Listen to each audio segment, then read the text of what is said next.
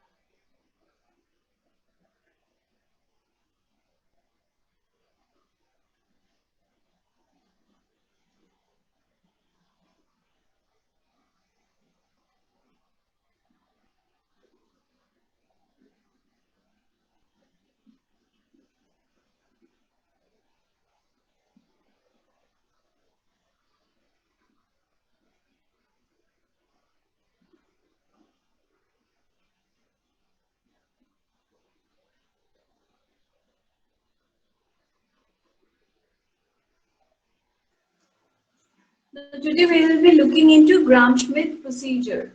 Are you able to see what I have written on the board? Yes, Yes, ma'am. ma'am. Okay. Now, we need to find some orthogonal, sometimes the problem may be that we need to find orthogonal set of functions to define arbitrary functions that we have been given. Now, arbitrary functions, suppose I have some functions in the range of S1 to Sn, and I need to find out orthogonal functions. Suppose they are all linearly independent, okay? I need to find out orthogonal set of vectors u1 to un to completely define these set of arbitrary vectors. So the first question that will come to our mind is it doable? The answer is yes, it is doable.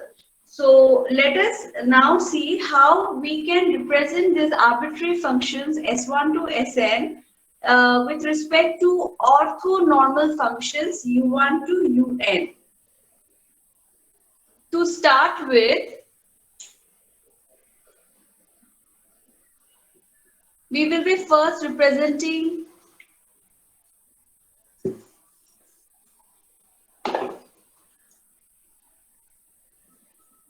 the first signal S1 to Sn. These are all time dependent. So let us write it S11 U1t plus S12 U2 of t plus S1n of unt. Now S2t will be how much? S2 will be S21 U1t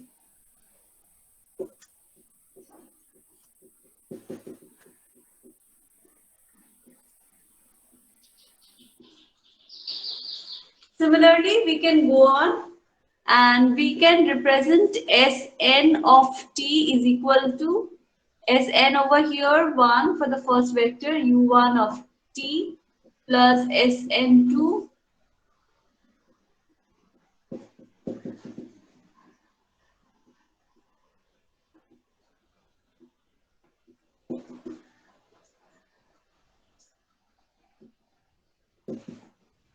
so we'll keep on going till we obtain this.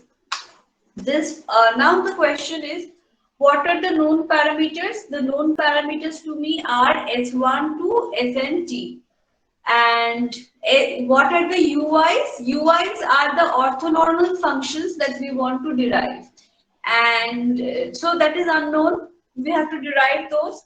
And Sijs, they are also unknown to me. They are the weighting coefficient means how much of component of U1 is there in S12 T. That is what is defined Ma'am, denoted by please repeat. S11. Hmm? Repeat, ma'am. Uh, UI equal to orthonormal function. yes, UIs are orthonormal functions.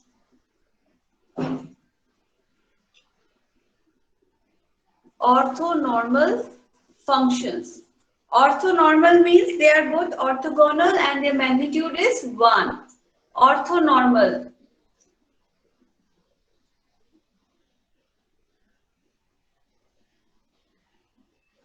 The magnitude of orthogonal functions are 1, so they are orthonormal functions.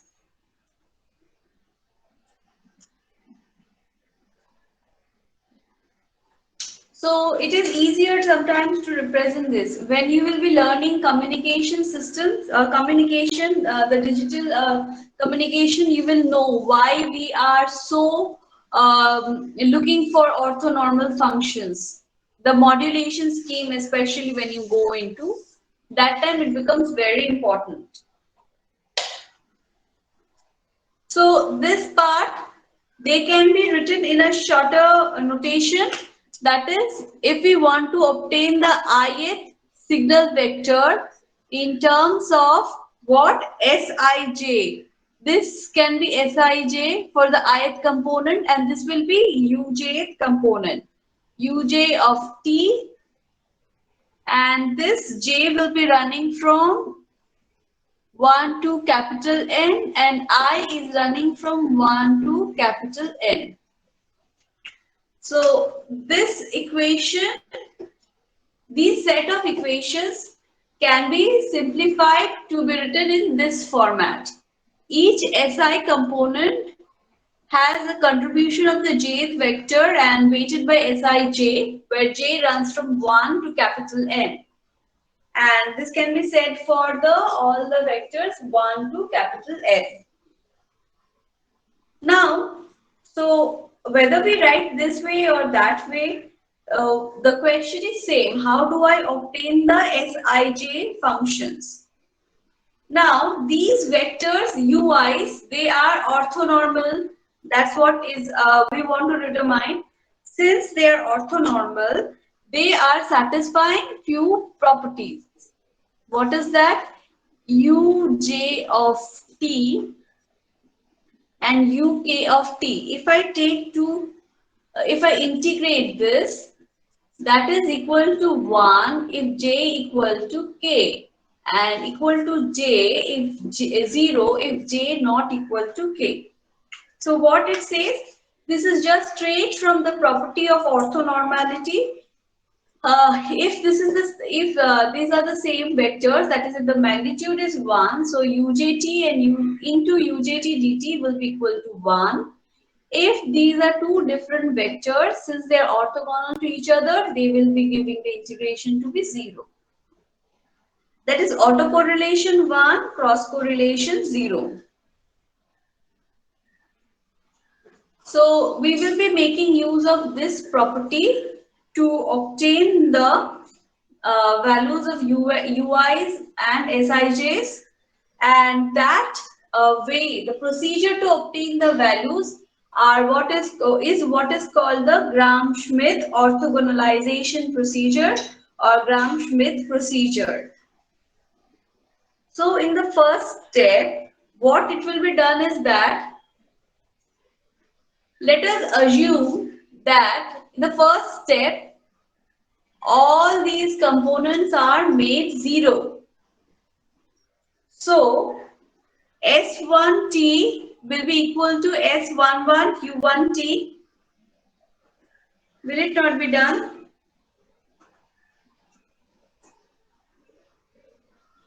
Think. Means I have so many unknowns. So what will I do? I will just make all these components 0. So I will be left with S1T equal to S11 U1T. Now with this, how do I obtain S11 and U1T? The first step to me is to obtain Ma'am, please repeat your question. Can, huh?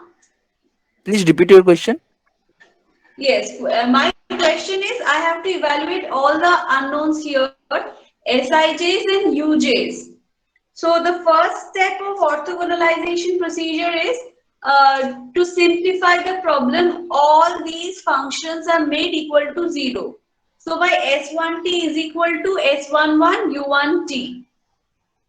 Now I have to arrive at both the values of S11 and U1t. First, we can obtain the values of S11 by making use of the property of U1t. Ma'am, That is, multiplying. Ma'am, multiplying by u1t in the first equation and then integrate. no, then it will be S1t, U1t. How will it, then U1t stays over there? Okay, ma'am. Okay, ma'am. You are almost correct. Right side is it S11? Yes, S11, correct. Then,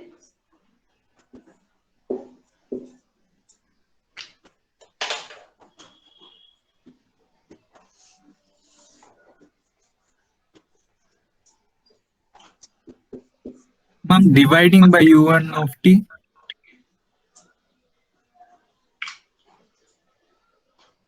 we take the conjugate and of each side and multiply with itself.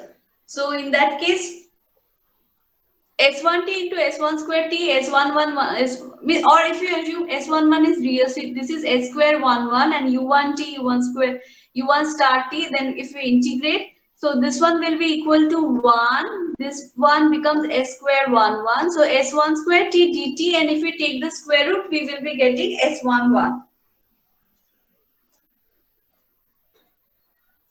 So what is U1t now?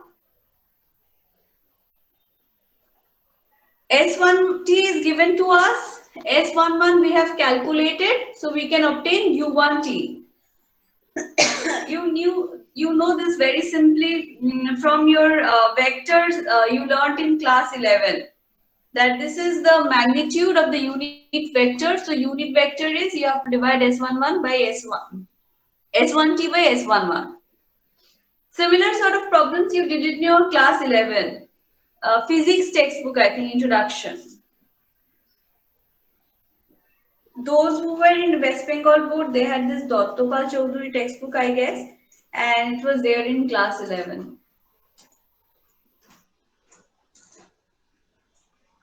So you people are the lucky people who could go and attend classes in class 11. You were the last batch, I guess, to do that. So now once we have obtained U1t, next we will come to that is evaluating S2t. How will we go about? Think. When it comes to S2 of t, what are the unknowns?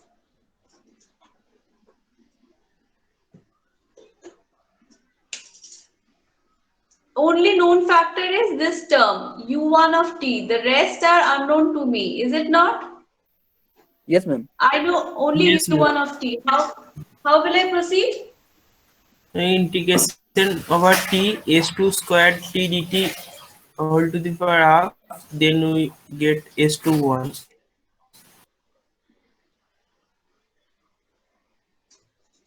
No, we know U1t, so we cannot ignore its contribution. So it has to be a function of U1t, and so minimum number of functions that it needs is so if we put all these terms to be 0.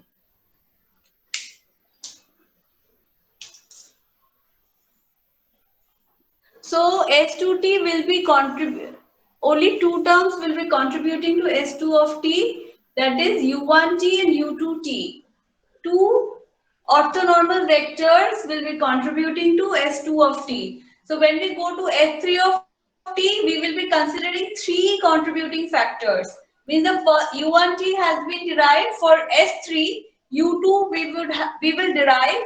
So S3 will be having contributions of 3 vectors.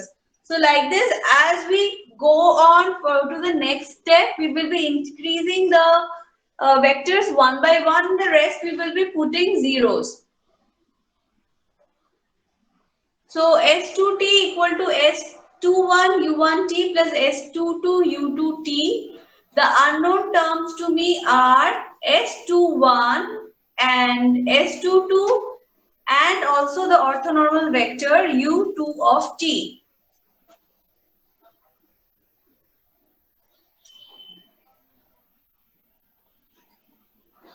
Make use of the properties of the orthonormal functions and you can guess what will be the values of S21, S22 and U2 of T.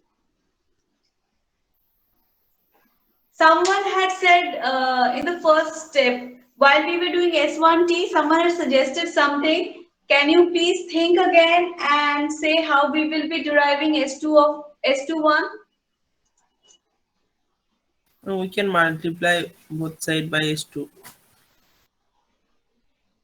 We can multiply both sides by what? S2. No, not S2. If we multiply both, in the previous Ma'am, step we did not multiply both sides. We eh, just took autocorrelation. Here what we will be doing? My known factor is U1 of T. dividing by U1 of T, ma'am. Dividing both sides by U1 of T. Ma'am, multiplying. Correct. Multiplying both sides by U1 of T. Yes, multiply U1, correct. So, and then taking the integration. Yes, ma'am. So what will be, so this one will become square Yes, 1 and this will become, U1T into U2T that means will be 0. evaluated to 0. Yes, because they are orthonormal. Very good.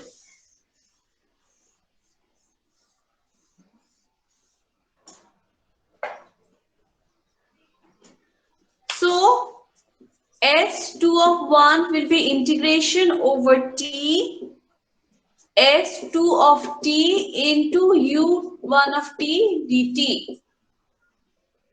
This looks complicated over here, but just take a look at the idea. Orthonormal function, so U1 into U1T integration, that is autocorrelation, will be evaluating to 1. Here it will be evaluating to 0. It will be cross correlation.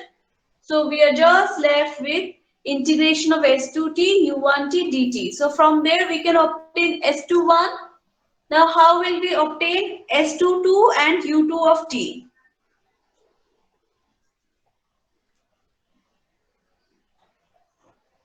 Ma'am, multiplying by U2T. Did we do that when we were evaluating U1T? I guess not. Yes, ma'am. No, we took the autocorrelation, we squared it. Yes, ma'am. Yes, ma'am. So this, Squared. so so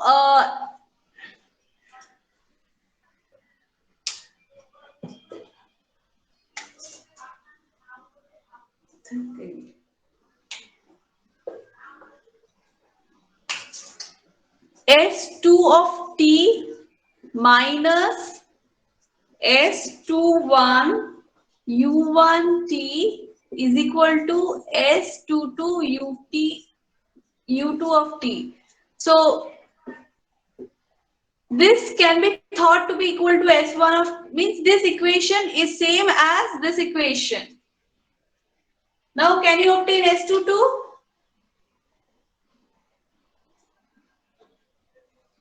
S22 will be square of this thing, integration dt, and then you take the square root. Yes, ma'am.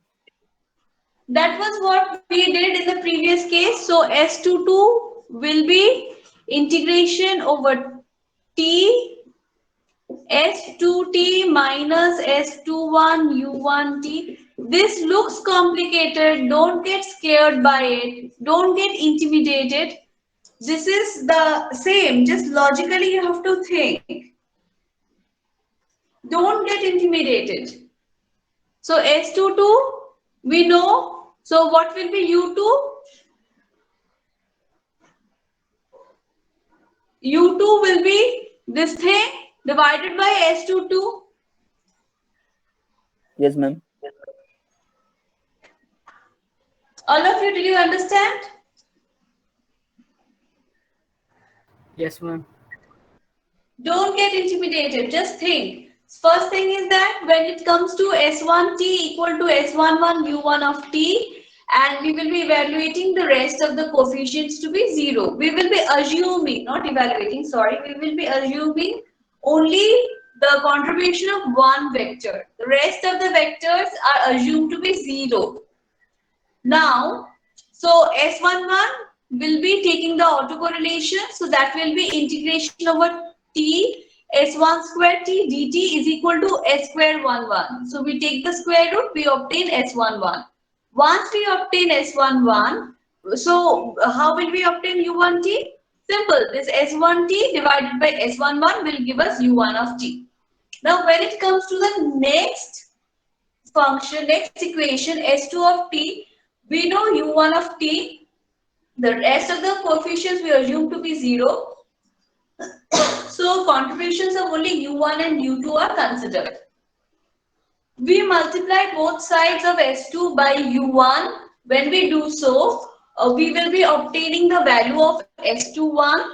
U1 into U1 square will be 1. U2 into U1 will be 0.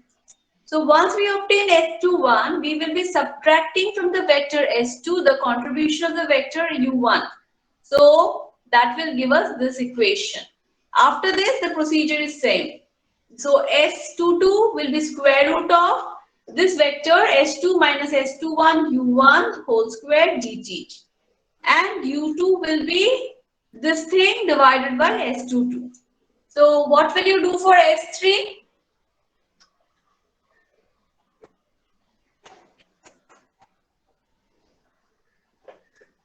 S3 one by one, you have to strip the contribution of U1 and U2, and you will be evaluating the coefficients for U1, U2 and U3, and you need to evaluate the vector U3. Ma'am, for U1, just multiplying by U1 both sides, and then U2, then just multiplying by U2, and for U3, just square it both sides. No, it will be for U3 means S31, S32, S33. I think you want to say these Yes, ma'am. terms. Yes, ma'am. Yes. For S31, can you please repeat? For S31, just multiplying by U1 both sides. And integrating, right? Yes, ma'am. Yes, ma'am. And for S2, just multiply by U2 both sides, then integrating. Integrating, that will be giving you S32 and 3 2 and S33. for both sides square, ma'am, and then No, integrate. S33 will be S2, S3T. Let me write that for S33. That might become a little confusing.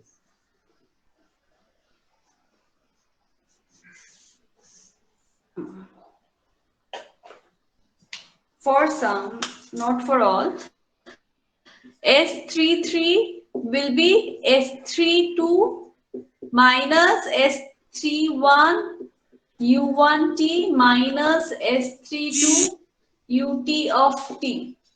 So S33, this looks complicated, but the logic is same. S33 will be square root of integration over T, this whole term.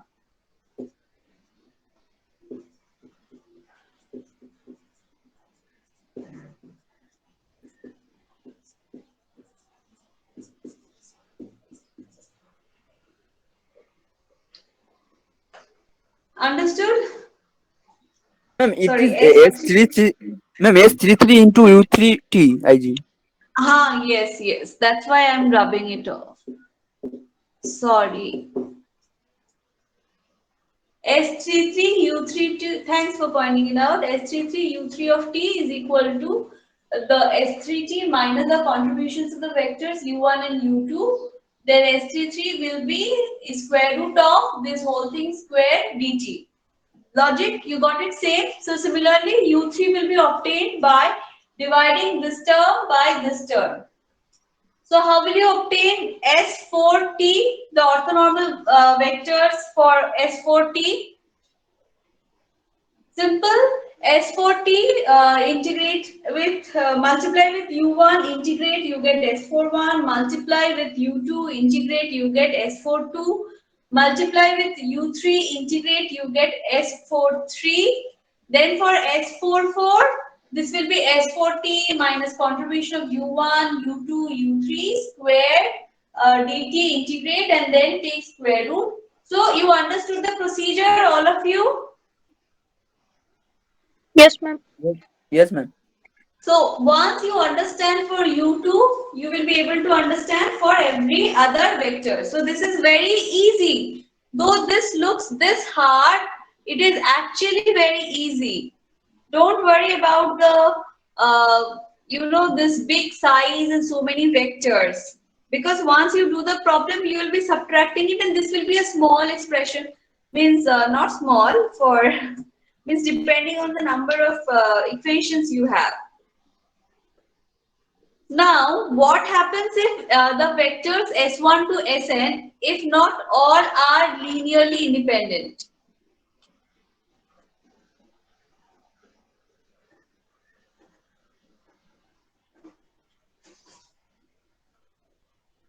Please repeat. What happens if we had first step, in the first step we had assumed that S1 to Sn are all linearly independent. What happens if they are not linear, all are not linearly independent?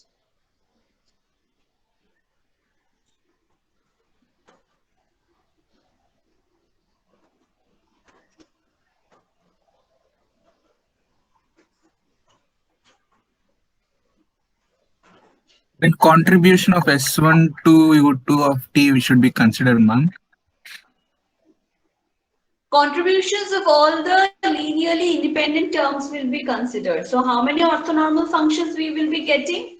We will be getting equal to the linearly independent terms, where they are less than the total number of terms n.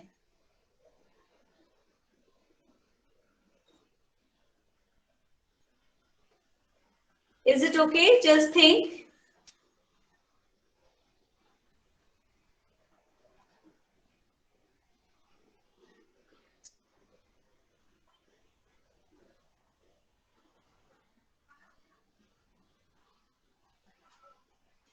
That is, if we say that capital M linearly independent vectors are there, which is less equal to n. So ui's we will be getting M only.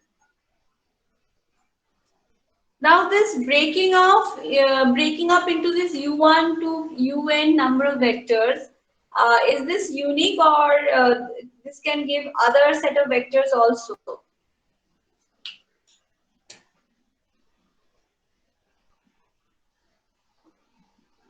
So the question is the set of orthonormal functions. Next question. The set of orthonormal functions generated by this Gram-Schmidt procedure, are they unique?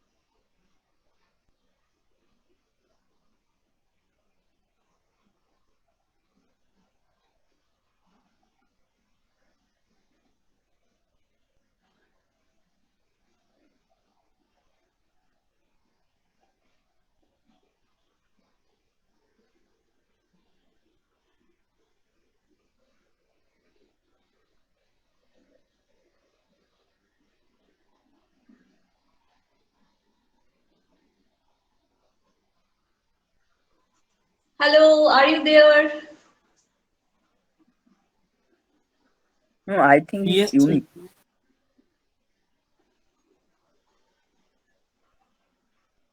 Milind? Milind, are you there? Yes, ma'am. Milind, the question is, are these set of vectors unique? Ma'am, I don't know for sure. Ma'am, I am just thinking right now. Okay, okay. So the class, let's do one opinion poll.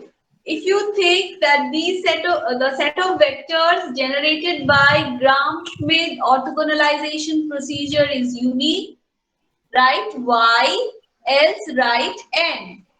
So the set of vectors are the set of vectors generated by the Gram-Schmidt procedure unique, write Y.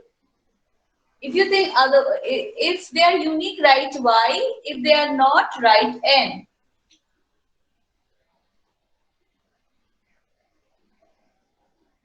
can you please explain about the vectors, like their properties? What is? I Can you missed your please? question, Rahul. Yes, ma'am. Actually, I don't know about the vectors clearly. That's why I am asking. Can you please elaborate the definition of the vectors or any properties? That has already been done in your engineering mathematics class and in your class 11, 12. Nah. That you had, now see, this vectors when you were doing in class 11, 12, you had just considered only how many independent I, J and K, I think, in your physics. I, J and K. But here in math, we consider multi-dimensions. Means it can be I, J, Okay. K, P, Q, R, S, like that. Shubhajit says not unique. Yes, ma'am. They are unique, I think.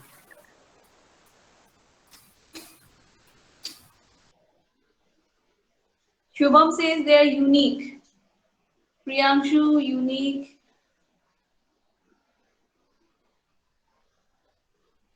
Okay, IG means I guess, right? Yes, ma'am. Come on, some more answers. Vidyarthi, what's your guess? Only 4, 5 answers? Hurry up, think. Are unique? Let's hear from Shubhajit. Shubhajit, you are saying they are not unique, and all your friends are saying they are unique. Do you want to modify your answer, or do you have a good explanation for this?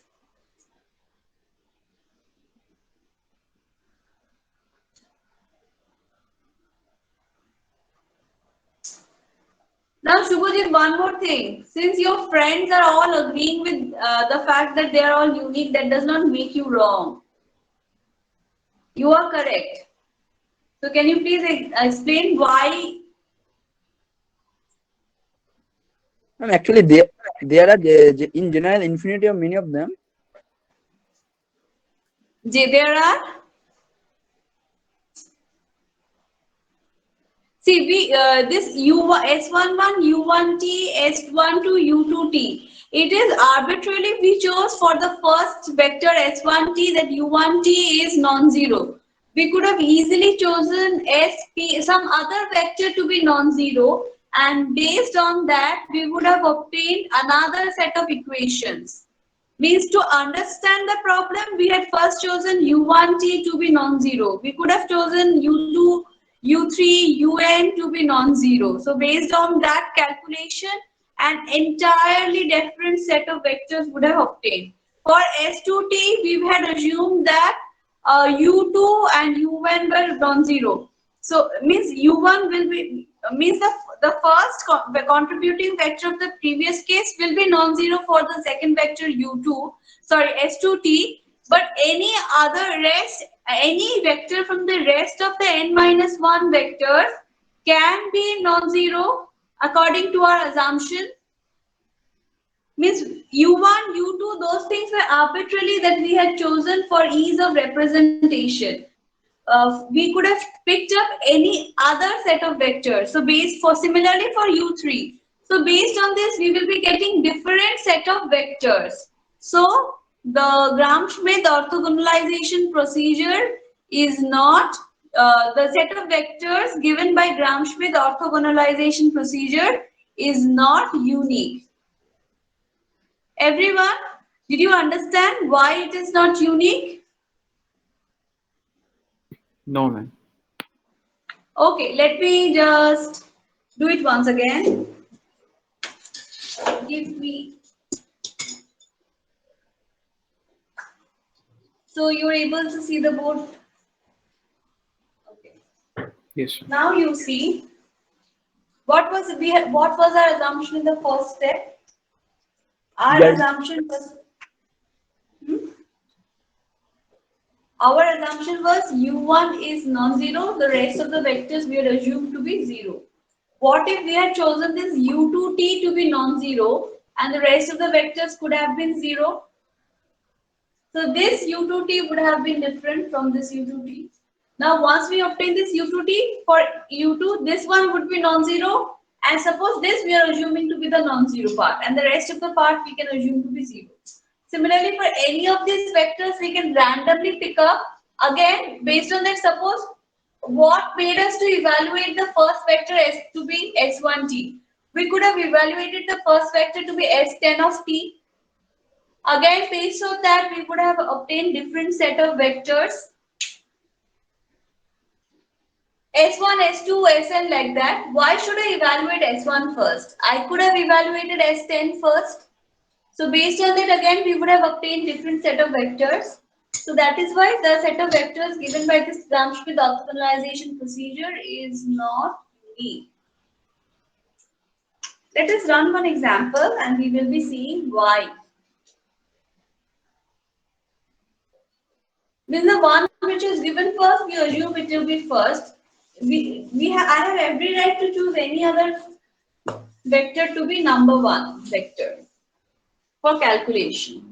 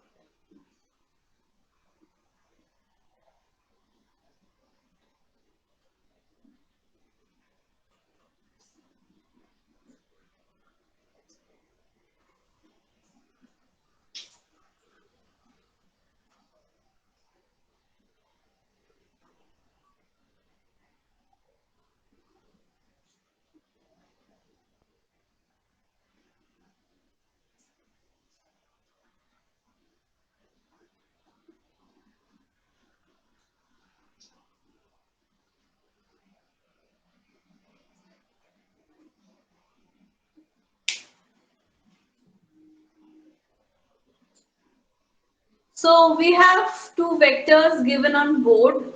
This is S1 and this is S2. Do the Gram-Schmidt orthonormalization procedure. Orthogonalization procedure. Do the Gram-Schmidt procedure on these two vectors.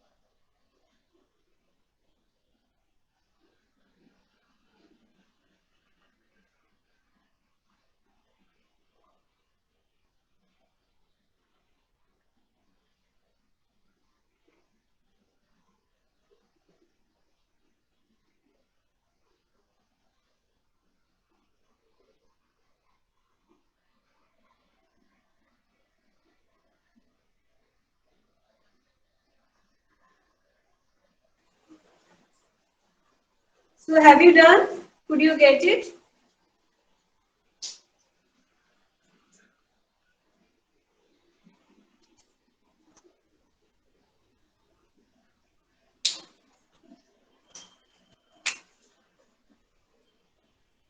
S11.